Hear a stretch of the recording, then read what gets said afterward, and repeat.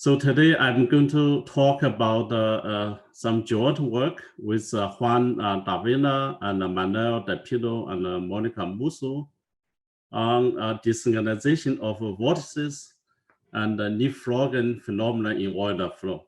So the point maybe what I want to present is some view from like Euler equation point, okay? So I start with the traditional Euler equation. So everyone knows this is the vorticity form.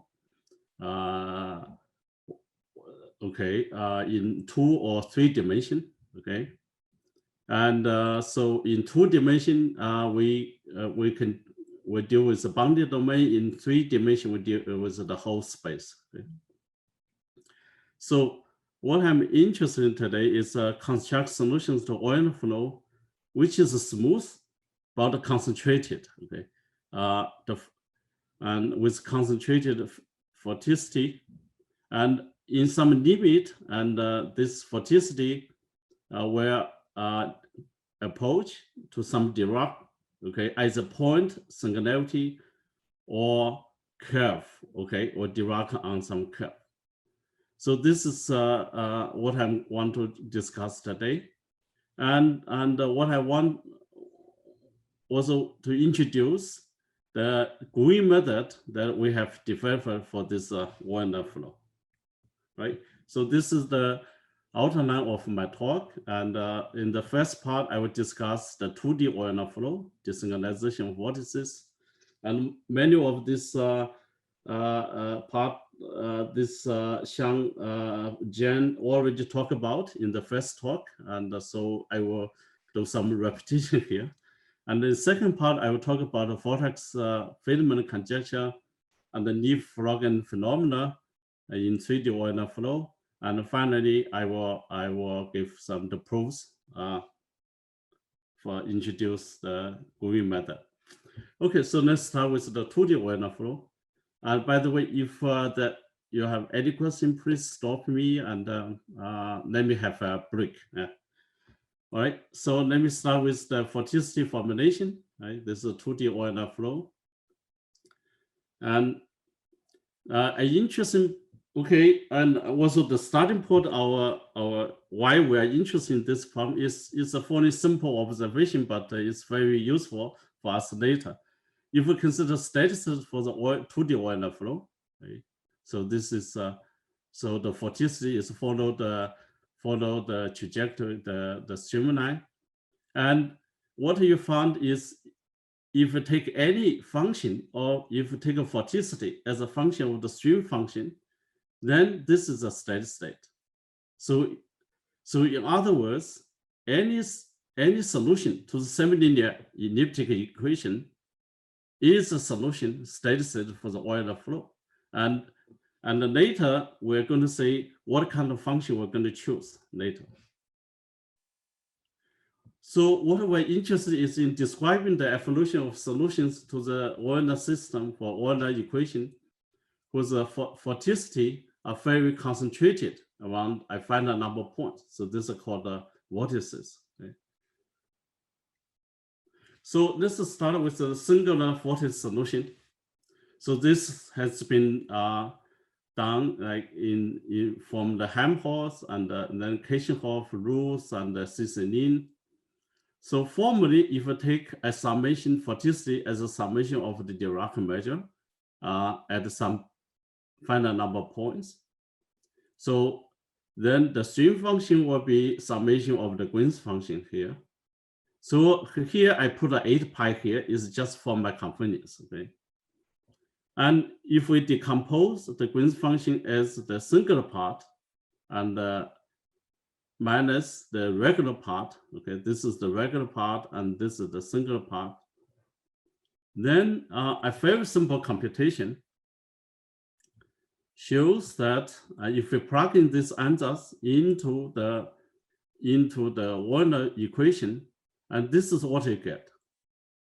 And you get formally, you get the Euler equation, this, okay, and this equals summation of this, okay, and times some the gradient of Dirac, whatever sense, it doesn't make sense if you don't, but what's important is inside the bracket. Okay? So formally, if you take this summation of Dirac measure, okay, and take a corresponding stream function, Green's function, so this is a solution. Okay, whatever sense you want to make is a solution to the Euler if the Casai, the points, okay, solve the Euler's, the OD system, okay? And so in other words, if this OD system is a Hamiltonian system, is called the Kirchhoff-Roos function, okay? So this is the formal result, okay? It's a formal computation, okay? So what I'm interested in today is can we give a rigorous proof of this formal computation? And this is called dynamical correspondence. So the question we were interested in is so-called desingularization vortices. Suppose we have a trajectory, okay? A solution to the Hamiltonian system, okay? In some finite interval. This is given. So these trajectories are given. So the question is, can we find a family of true smooth solutions to the Euler flow, which in the singular limit approaches to a singular vortex solution, right? On this trajectory. So this is called a dynamical correspondence problem. Now, okay, so if we consider stationary case, this is a case where the points don't move, okay? So then this is called desingularization of a stationary vortex. Now, in this case, there are many results. As I said before, you can take many functions, f of psi on the right-hand side. So in my talk, I'm going to take this Euler equation, okay, Epsilon square e to the psi. In this case, the vorticity does not have compact support, but decays. And the other nonlinearities, which is, for example, you can also take psi minus 1 and to some power p. In this case, the vorticity will have compact support. Okay? So you can take many different kind of nonlinearities so that you have concentrations.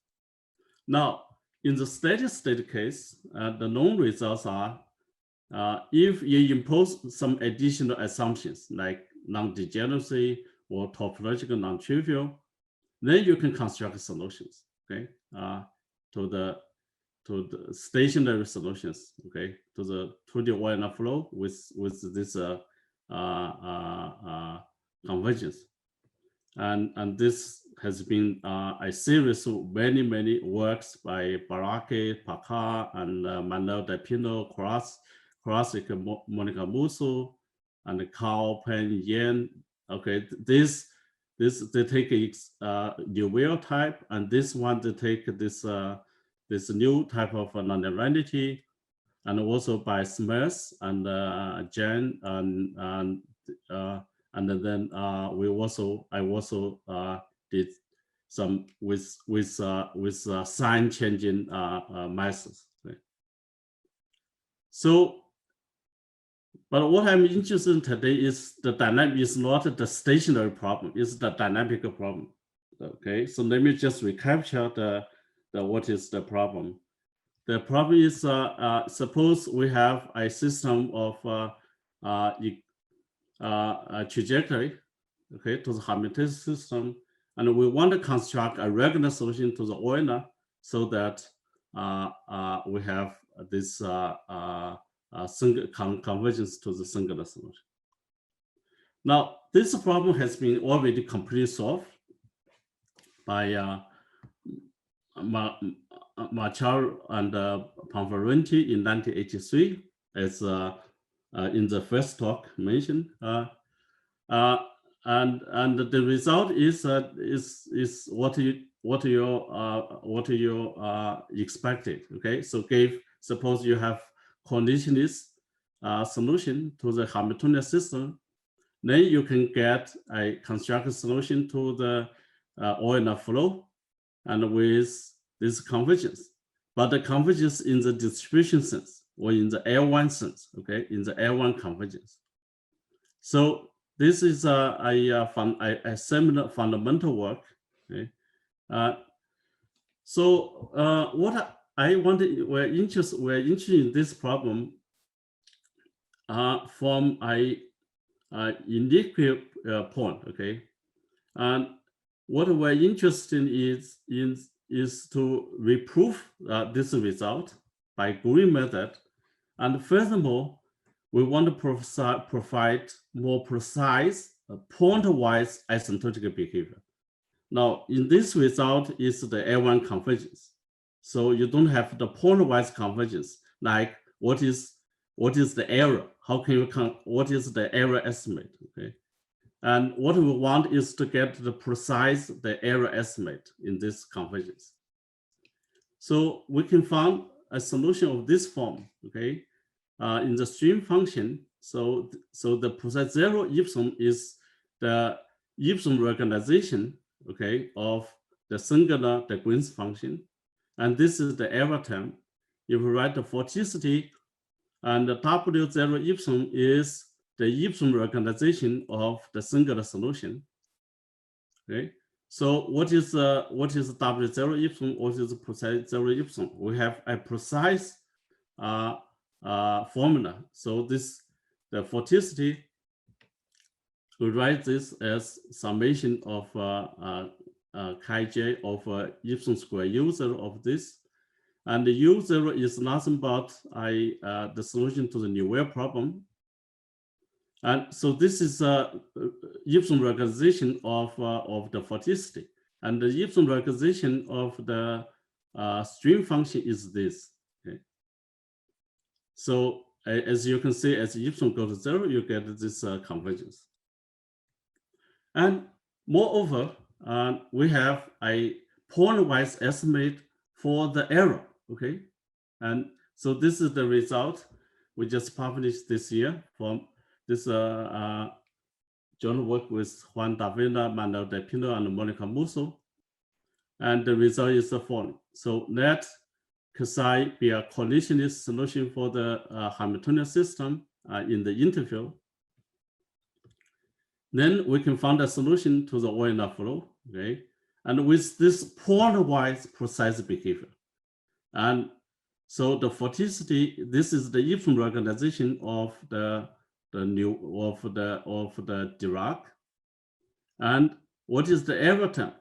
We can estimate the error term point-wise. We have a point-wise estimate for this error term, which is epsilon to some sigma smaller than the leading order term. So we have a point-wise, okay, L infinity point-wise estimate for the vorticity and also for the stream function as well. Yeah. Are there any questions, any remarks? If it's okay, please stop me and I can have some rest. So okay, and in the proof, in the theorem here, we have this time interval. Okay, we fix a time interval here. So actually, from our proofs, we can allow this time, okay, to depend on epsilon. So like 1 over epsilon to some power, okay, some epsilon to some sigma power sigma less than 1. However, we cannot allow t go to infinity, equal to infinity, okay. Now, if we can do that, and this means we can prove some kind of stability, but this is a big open question for this desingularization. Recently, there are 2 papers on this. For example, UNESCO and Jia, they studied the stability of the singular solution, but not the desingularized solution. Is this a singular solution for the Euler flow? And they studied using some GFA class and studied the stability. And there's another paper by Petrosian and Cortizelati Vico, and they studied the spectrum stability for this radially symmetric decreasing function. And so both papers are quite interesting, and they're trying to answer this stability question for this desynchronization problem. I want to mention another very recent result we did with owl, and we constructed the exact traveling wave solution for the 2D Wagner flow. So this is the exact solution. So in this case, you can take t go to infinity, right? And the location of these vortices, okay, are special, are roots of some Eidner-Moser polynomial. So this is a traveling wave solution for the 2D Wagner flow. Okay, so this is the first part of my talk about the 2D Wagner flow. Let me now go to the second part of my talk. So I want to consider the so-called leapfrogging phenomena in 3D Wagner flow. Okay, so let's take a 3D Wagner flow. And we'll put a log ipsum here. And as explained in the first talk, in 3D case, you need the speed. There's a log ipsum factor for the speed. Okay, so we use the vorticity formulation for the 3D Wagner flow. And we want to find the solutions that with the vorticity concentrated on a time evolving curve, so filament, and these are parameterized by the arc length. Okay, so this is a so-called binormal flow conjecture, right? And so if we use the Freenet frame, okay, for the curve, and near this curve, if we introduce the Fermi coordinate, and so we were interested in solutions to 3D Wagner flow, which is like the 2D case with regular solutions, and as epsilon go to 0 is approaches to some Dirac on the curve, okay, along the tangential direction. And so this problem has been already considered in more than 100 years ago, 120 years ago, by the Royce, and he derived the formal derivation that the curve must evolve by the so-called binomial flow. Okay. And recently, Bob and Seth, and they have some major theoretical argument to support this derivation. However, there's no rigorous justification, which is this is a vortex filament conjecture is still almost completely open. Okay, but in some special cases, we can solve this conjecture. So one special case is the Helical Symmetry. Right?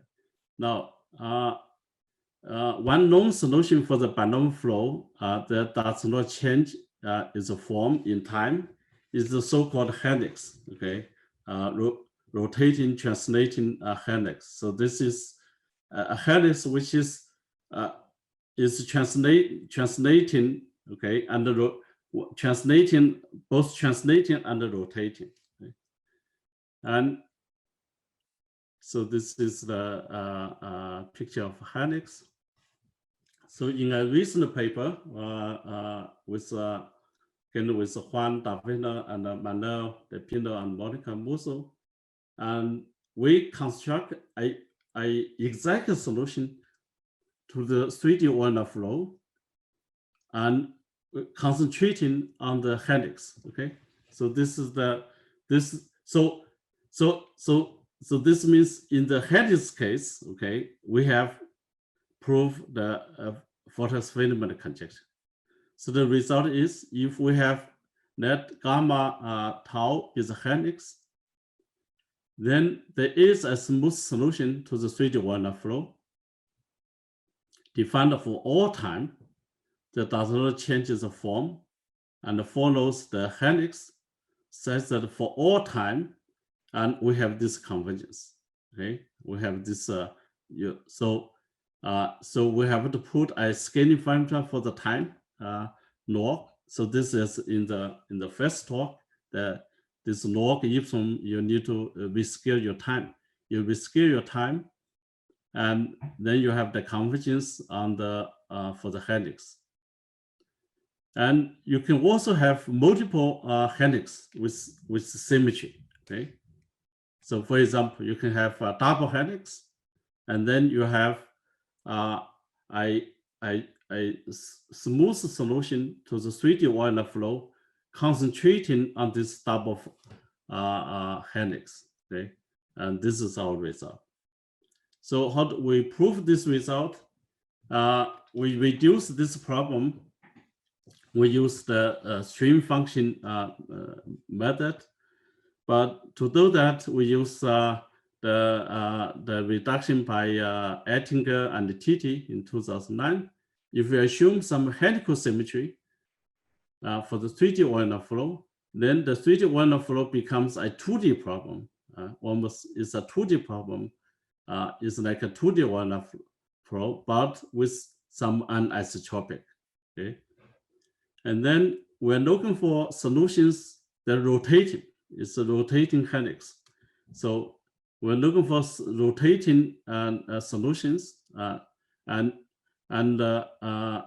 this rotating and translate and traveling, and this would become kind of an isotropic semilinear problem, and we found concentrating solution for this anisotropic semilinear problem. So this is the first case in which you can solve the vortex filament conjecture. Okay. And the second case, which I'm going to concentrate on in my rest of my talk, is the axisymmetric Werner flow, and this appeared in many talks in this workshop.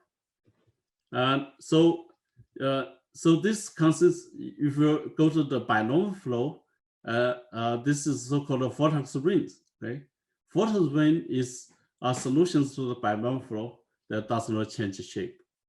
So we take an axisymmetric Werner in 3D, and so the 3D Werner becomes this system of equations, and we're interested in the low square case.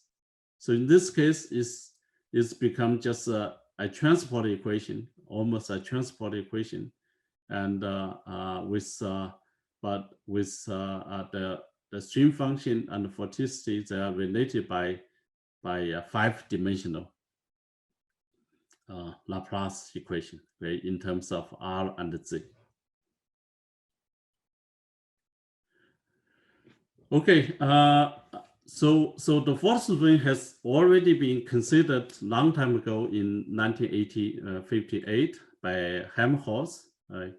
And he already formally computed the a traveling vortex ring. Okay, a traveling vortex ring. So the so-called circular vortex filament, and is a traveling vortex traveling in the direction parallel to the axis. Okay, and so the Helmholtz, this is and Frank realized use of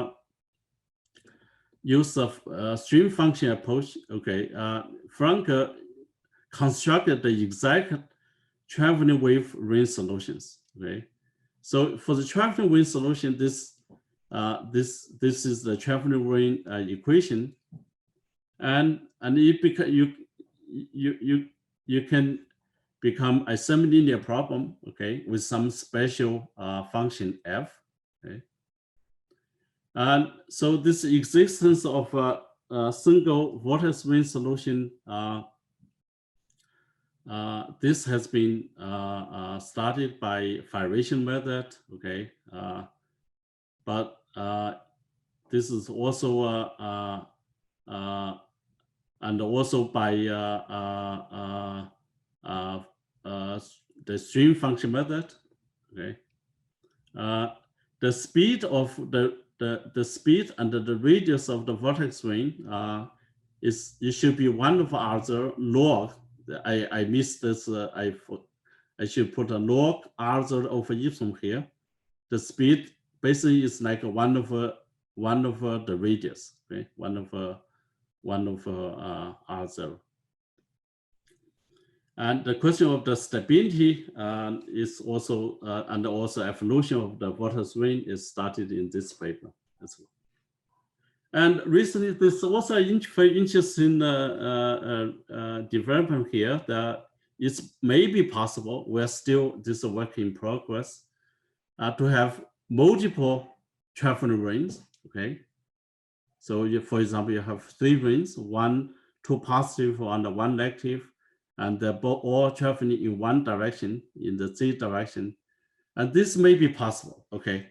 And so these points, Rj, Zj, are roots of some polynomials, okay? And we think that this kind of solution should also exist.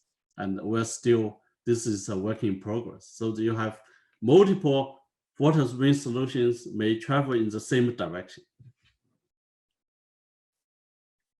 Okay, now it's come to the so-called leapfrogging phenomenon. So so this is the case. We consider 2 vortex rings, and they come very close, and they interact. Okay, and so how do they interact? And in the 1858 paper, which I recall from this paper, from Gerard and Smith's paper in 2018. So Helmholtz in 1858 already considered this case when how the 2 vortex rings interact. And this is how Helmholtz predicted.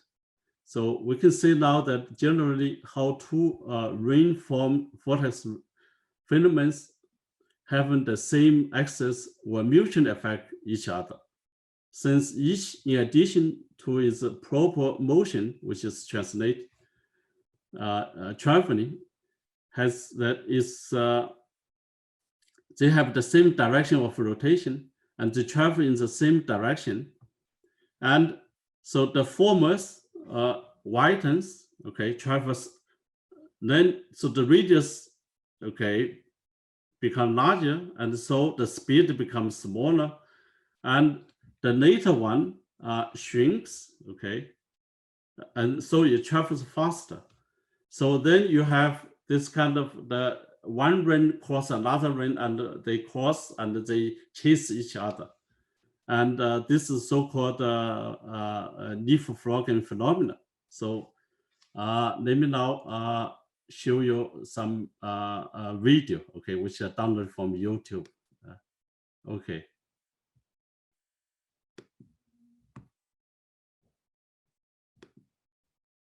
Can you see the Google, Monica? No, we cannot. Okay. Okay. But you have to share first. Okay. So yes, I will share this. I will. Okay.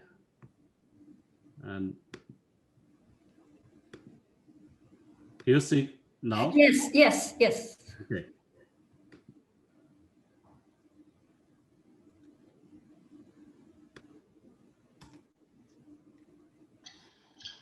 Leapfrogging Vortex Rings by Dr. T.T. Lim. I'm Donald Johnson, and when I didn't see Dr. Lim's Leapfrogging Vortex Rings on YouTube, I requested and received permission from him to post them.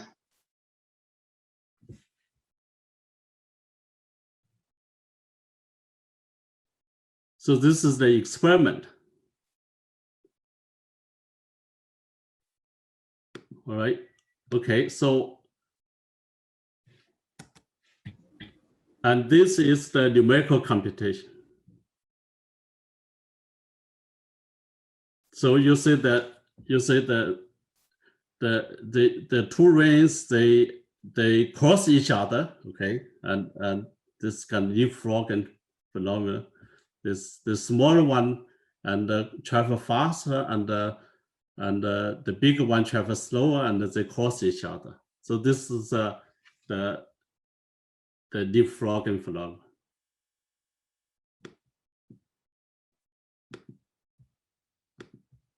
Okay, so let me now go back to my slides.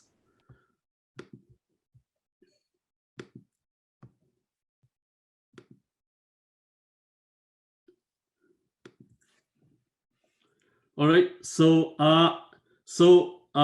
this leapfrogging phenomenon described by Helmholtz, this is called the leapfrogging in the fluid mechanics community.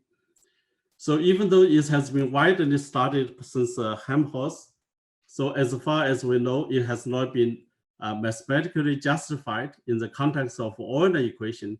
Now, even in the axisymmetric case with us well. But I should mention that our research was motivated by the very nice work of Bob Jarrah, and Didi and Smith in 2018. They gave the first mathematical justification of the leapfrogging, not for the Euler flow, but for the three-dimensional gross Pulaski equation. And the method is some variational and theoretical major theoretical argument, variational argument. Yeah. So it's well known that the GP equation bears some resemblance with the incompressible Euler equation. However, the case of the Euler equation is nevertheless an open question. And this is exactly what I'm going to talk about next. We want to mathematically rigorously justify the leapfrogging dynamics for the 3D Euler flow without swirls. All right, so let me now first give a formal derivation of the leapfrogging dynamics. So what is the leapfrog dynamic? So in the first talk, I think there's a question which was raised is what about if the two vortex filaments are very close, okay? And what will happen if these two rings or two vortex are very close, okay? So let's consider in this variable r and z. R is the radius and the z direction. So I will use the x as rz. And for a location for the vortex, I use r of a to denote the radius and z of a to denote the location of z. So let me introduce the Green's function, the 5-dimensional Green's function, okay? But in this RZ variable, okay? And so we're looking for solutions to the 3D Euler flow, which concentration on two rings, ring 1, this is a ring 1 and ring 2. Now, by some circulation conservation, so we should multiply this Dirac, okay, by the inverse of the radius, okay. And as a result, okay, so the vorticity, the string function should be sort of like the Green's function, combination Green's function. And we consider the case when the two rings are very close. So we consider the case when the 2 points A1 and A2 are very close. So this is the singular case, okay? This is the single case we want to consider. Now we want to recognize this. So how do we recognize this? So we recognize the vorticity, okay, by the Euler function like this, okay? And and you see now, unlike the 2D case, okay, what we found is that your scaling parameter, okay, the smallness of the ePlum, okay, and should depend on time t, okay, and also of course the location, okay, also depend on time t, and they should be chosen. They should have this special relation between the radius and also the epsilon j, which is the scaling parameter, and this is the uniform small parameter epsilon. So we plug in this answers, okay, times RWT. We plug into the use the answers. We plug into the equation, and this is what we get. And you see that you have basically two terms, which is y gradient u0, and this is term which is mode 0, is regionally symmetric, and this term is mode 1, which is gradient u0. Okay, and then we compute the stream function. So the stream function is basically the two logs. Okay, but then we have some capture effect, and this capture effect will be important. Okay, will be very important to us. And this is the capture effect is 3 over r, okay, the radius. So, and formally we compute the gradient per r squared psi and the gradient w, okay, and then we want to compare the gradient user term. We want to say that these two terms should equal, okay. And what you get if we compare the gradient user term on both sides, and this is the dynamics we get. We get R A1, okay, this, and the A1 prime equals this, and R A2 prime equals this. But you see that the first term is just 0, 1, okay, which is the E2 factor. But then here we have 1 over log, okay. And so the next order is not order 1. This is a 1 over log, okay. Now, and what is the gamma 0? Gamma 0 is, remember, gamma 0 is the singular solution. So we compare the gradient of 0, gamma 0, you get A1 minus A2 over A1 minus A2 squared. So if A1 minus A2 is very small, this is singular. This term is also singular. Now this is small, okay? So, and I just want to mention that if in the Frankel case, if for single ring case, you don't have this, you don't have these terms. And this is how you get the single ring. So you got a trifinite solution, which is the radius is fixed, and but it's in the z direction, z is trifinite, okay? In z direction is trifinite like 1 with a speed 1 over r0. Okay, so this kind of answers suggests we need to do some renormalization. Okay, so what is the renormalization? Well, and this is the renormalization is to use the Frankel's single ring solution.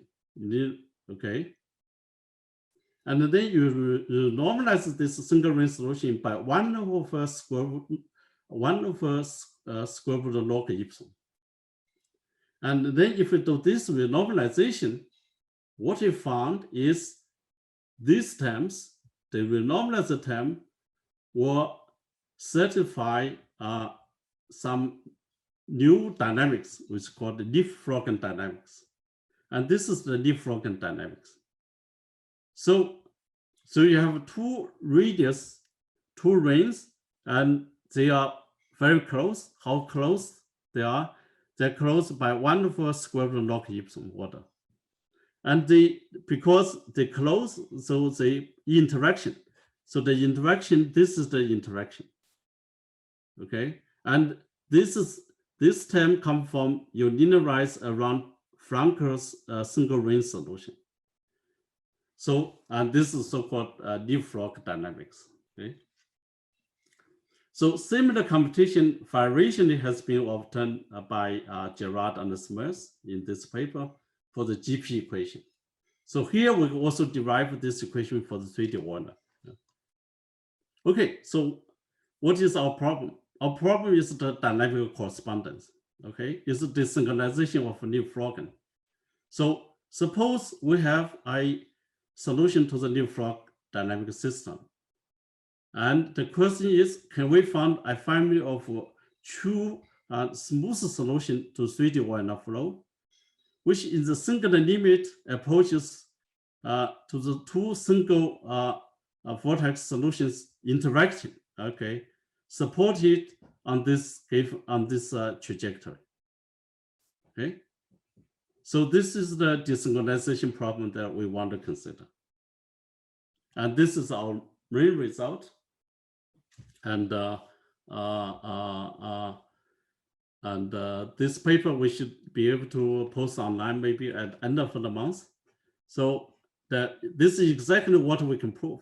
So let A be the correlationist for this system of Leapfrogging. Correlation means that this B, okay, this will not collide in some time interval.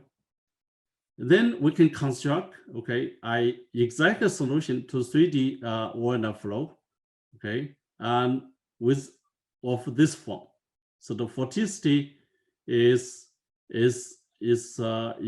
like this, okay. It's a summation of this, okay, and the stream function is like this, okay. It's okay with some order 1 terms. So this is this theorem gives us exactly the dynamic correspondence, establishes the dynamic correspondence for the Leapfrogging phenomenon. Okay, so let me summarize what I have discussed today. So in the 2D case, so we construct a family of solutions, point vortex solutions. And in the 3D Warner case, we construct a family of solutions to the and with the Leapfrogging dynamics. So how to prove this? What is the in the remaining few minutes? Let me now discuss the main point for this to prove to prove these two theorems. So the main technique we're going to use the so-called green method. Okay, so so let me just do the green method. Discuss the green method for the desynchronizing vortices. Now for the desynchronization of a Leapfrogging, and this is more involved and is somehow at the borderline case of this green method. So let me now just use this to introduce the green method. Okay, and so this is the theorem we want to prove. So the key ingredients in the proof consists of 3 parts. Is the improvement of the approximate solution in power of epsilon using the elliptic and the transport equation, and we say we need improvement up to order epsilon to the 5. And the second ingredient is to set up the problem as a coupled system with inner and outer. Okay, so the inner problem is neither elliptic or parabolic. Okay, as we're going to see, and the outer problem is sort of transport equation. And finally, we use some degree argument used by RPL estimate. We use degree argument to prove the existence. Okay, so let me now show you what is. Can I have 2 minutes, Monica? Yes, 2 minutes. Yeah. So let me just show you 2 parts. One is the inner problem. Another is the outer problem. Okay, so let me just 1 moment. So the outer problem. Okay. This is the outer problem. The outer problem is a transport equation. So we need to compute the trajectory and estimate estimate the area infinity, but we also need to estimate the Lipschitz. Okay, we need to estimate the gradient, okay, the derivative estimate for the transport equation. So for the transport equation, not only we can estimate the L infinity, but also we can estimate the derivative, which is non-trivial because the transport really is, you cannot get regularity, but we can estimate the derivative as well. This is because we have interchange the time derivative and the space derivative. Okay. What is the inner problem? This is our inner problem, which is completely is some kind of third order equation. So this is the inner problem for the transport equation, and we see that. So we can write this as d theta. We know if we look at this in this operator, okay. Now this operator, okay, this operator is highly degenerate. This operator, all radial functions are in the kernel, and in addition, you have kernels come from the elliptic. Okay, so how do we construct a solution for this problem and get an estimate? So, and what the idea is to use energy method, and so, okay, and the idea is you multiply this function by a suitable test function. So what should be the right test function you should multiply? The right test function is this guy. This is the test function. We use this test function, and then we reduce this problem to a problem on sphere, and reduce this problem to a problem on sphere, and then we use some spectrum guide on the sphere and to get L2 estimates. So since my time is up, I'm sorry I used some overtime. And so the whole, I just want to say that this new green method is quite powerful and quite interesting, and it should be very useful for the so-called vortex filament conjecture. Yeah, I think. Thank you for your attention. Yeah. Okay, thank you very much. Any question? Yes, please unmute yourself. I have a question. This is Boris Kesin. So do you have kind of a closed form for the system of essentially of point vertices for the Lake equation, but to show the leapfrogging, you when you reduce it to the two-dimensional problem, what is the closed form for the corresponding point vortices to which you show the limit? You mean the closed form for this leapfrogging, for this? Right, yeah. Oh yeah, you have Hamiltonian. So you can basically, for this you can, yeah, you almost have a closed form. Yeah, you can write down the solution in all time. Yeah, you can have the dynamic. You can write down the dynamic system, and this is a Hamiltonian system, and you can compute. Given initial condition, you can almost this. You can write down a closed form for the solution, and this has been done almost done in the paper I mentioned by Bob and Bob Gerard and Smith in the paper. Yeah, you almost have a closed form for this system. Yeah, because it's a Hamiltonian. You have a conservation of some conservation quantity. Thank you. Let me ask, just very, very nice talk, very interesting results. Yeah. You mentioned that the leapfrogging problem is a borderline for the gluing method. Yes. Is there some